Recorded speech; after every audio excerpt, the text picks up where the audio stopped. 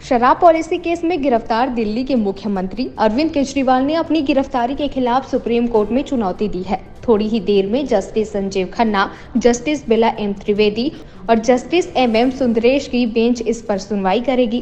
कांग्रेस नेता और senior advocate Abhishek Manu Singhvi Kejriwal की पैरवी करेंगे। इससे पहले Abhishek Manu Singhvi chief justice D Y Chandrachud की कोर्ट में पहुंचे थे। सिंघवी ने केजरीवाल की याचिका का उल्लेख करते हुए कहा कि अगर यह प्रक्रिया चलती रही तो पहला वोट पड़ने से पहले ही कई वरिष्ठ नेता सलाखों के पीछे होंगे, कृपया इसे ऊपर ले। जस्टिस खन्ना की अध्यक्षता वाली 2 जजों की पीठ ने सिंघवी से कहा कि यदि यह एक लिखित याचिका है तो 3 जजों की पीठ सुनवाई करेगी। बता दें कि अरविंद केजरीवाल को 21 मार्च की रात मुख्यमंत्री आवास से प्रवर्तन निर्देशालय ने गिरफ्तार किया था। ईडी की टीम उन्हें 10वां समन देने आई थी। गिरफ्तारी के बाद ईडी केजरीवाल को अपने दफ्तर ले गई। आरएमएल अस्पताल के डॉक्टरों की टीम ने उनका मेडिकल किया। ईडी टीम ने शुक्रवार सुबह केजरीवाल से दोबारा पूछताछ शुरू कर दी।